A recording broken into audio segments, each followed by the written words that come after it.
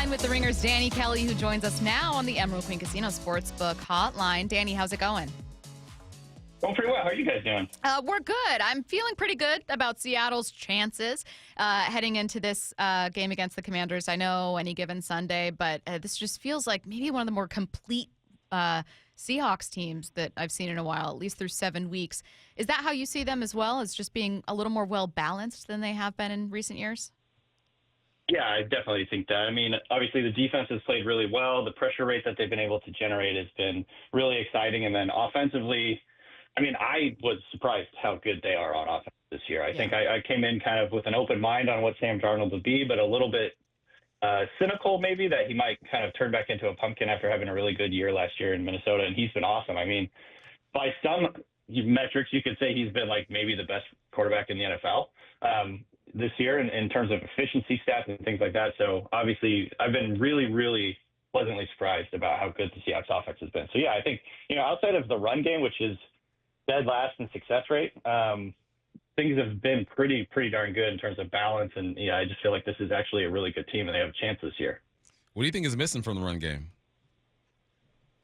Probably just, the offensive line is still an issue at times. The blocking interior offensive line in particular, I think, has been a problem. Their stuff rate in terms of getting hit at or behind the line of scrimmage is one of the highest in the NFL. And like I said, their success rate is not very good. So they just haven't been able to get the offensive line going, the blocking going. They've got two good backs. I don't think they're the problem. So I probably would just point to that. The offensive line hasn't been, up to snuff in terms of just getting blocks and making blocks. I would not have the Seahawks top my list of like absolute best teams in the NFC, and that's perfectly fine. Still feel pretty good about them making the playoffs. That being said, Danny, it would be really fun if they were. And so what kind of statement could they make on Sunday night? Or I guess what I'm saying is, what would you need to see from the Seahawks team? And it could be more than one thing that would make you feel more confident going, you know what? I think they could take on the Lions.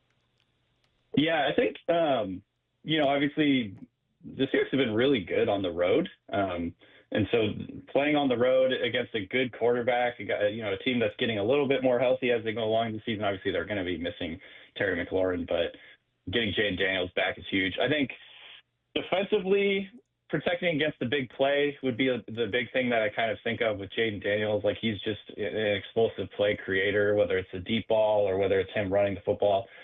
So, shutting down the explosive plays and sort of playing that type of football would be a big sign for me. And then, like I mentioned, offensively, if they can run the ball, have a little more balance, I would feel more strongly that this is like a real thing rather than sort of a flash in the pan.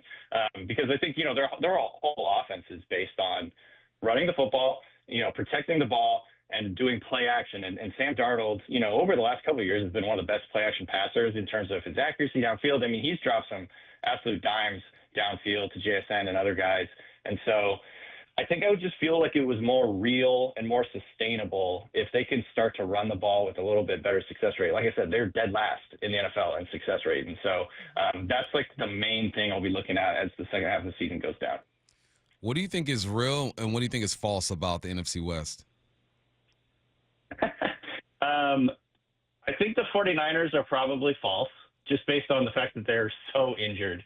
5-3 sitting at right now. I think they've definitely gutted out some big wins and kind of outplayed what they probably should have done, considering all their injuries. But missing Fred Warner, missing Nick Bosa, the Brock Purdy, I don't know if he'll be healthy at all this season. At the end of the day, he's just like battling a couple of injuries right now.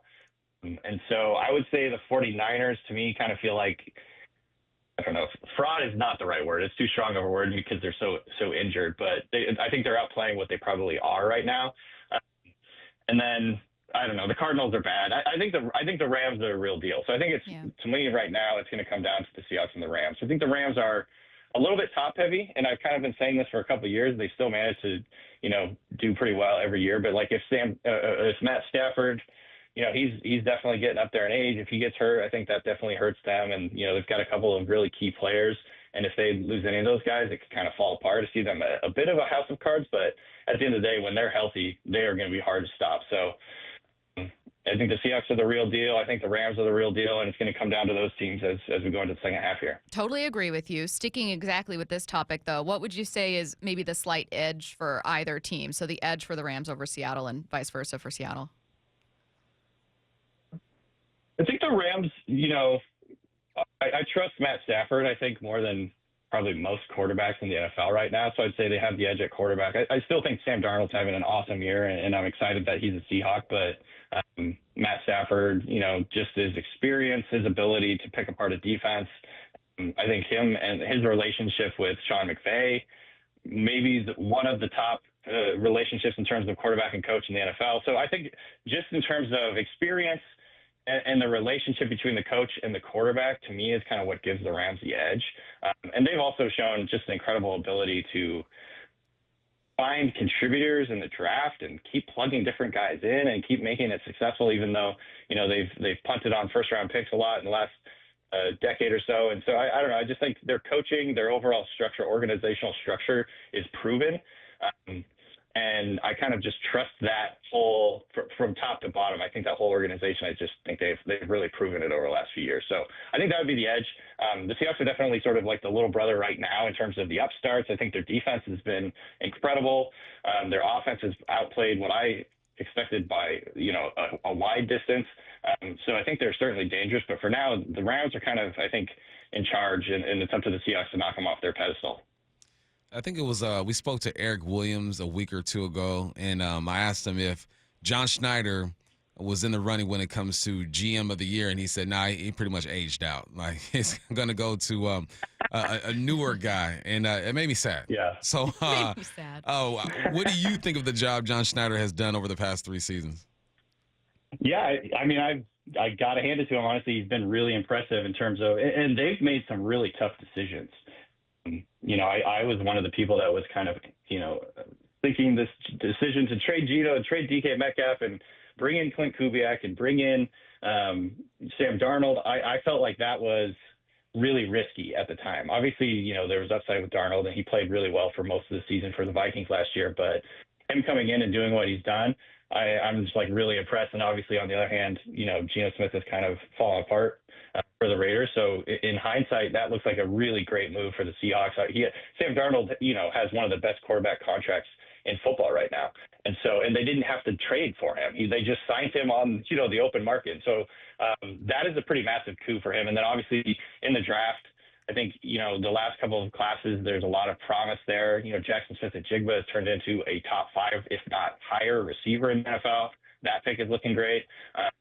So he kind of has had different ebbs and flows in terms of my confidence in him. But right now, he seems really dialed in. He's made some really good decisions overall. I think hiring of Mike McDonald included, he's been awesome. I really have a lot of trust in him as well as a coach. And so, yeah, I mean, I think the proof is in the pudding. The Seahawks are a really good team.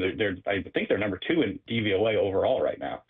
And so this is an efficient team, and it's certainly going in the right direction. So, credit to Schneider for kind of engineering all this. Speaking of some of those decisions, particularly the one to move on from Geno, I don't want to say totally shocked. I'm with you, though. I thought, okay, well, there's a risk in moving on from Geno, but maybe investing in the run game and the offensive line can help it pay off, and you can be a complete offense. I don't know. But it was with the caveat of you'll need the run game. So pleasantly surprised with what they've done this year. Really cool to watch, but also surprised that it's been quite as bad for the Raiders. I thought they'd be this stakes, hey, they don't face the Seahawks.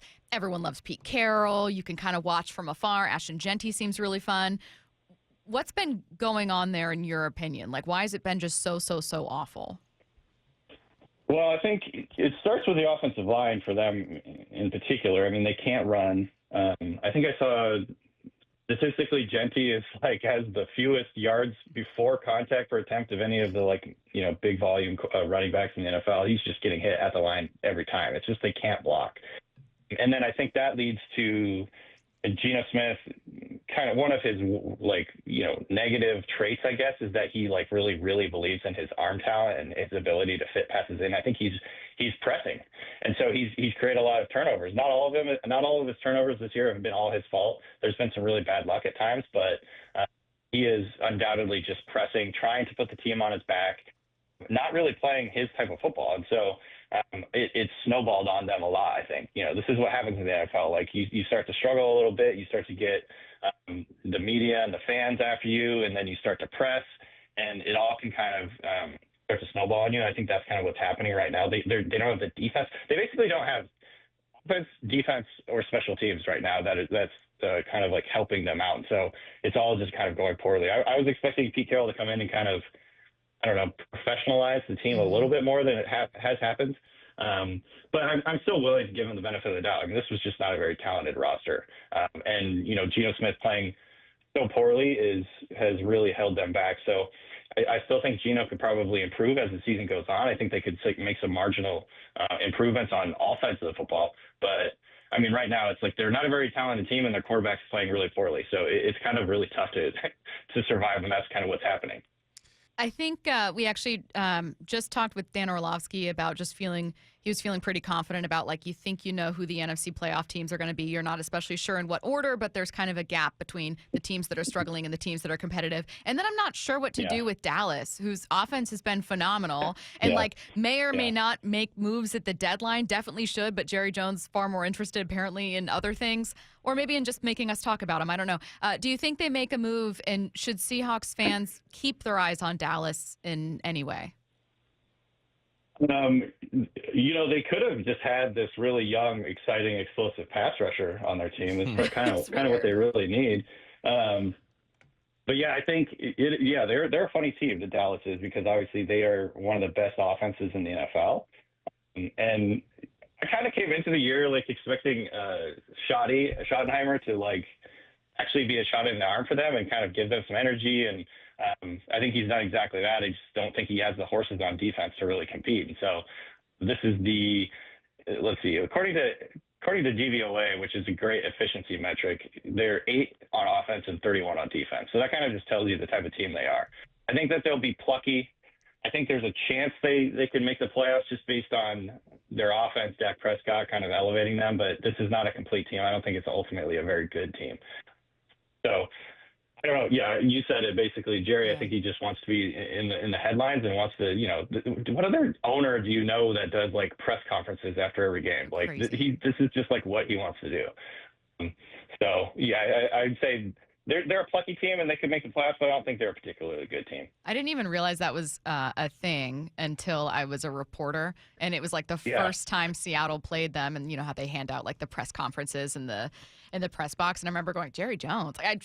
Maybe I'm dumb. I didn't pay close attention to post-game conferences for the Cowboys before then. I was like, what is this? Yeah, not at all. I mean, he's like in the press conferences for other hires. Right. He's just holding court and taking over and not letting anyone else talk. Oh God. This is who he is. Yeah. All right. Make sure you can see more from Danny Kelly on the Ringers Fantasy Football Show. Their Week 9 preview is up right now. Rate, review, subscribe to the pod. Thank you, Danny. Thanks, Danny.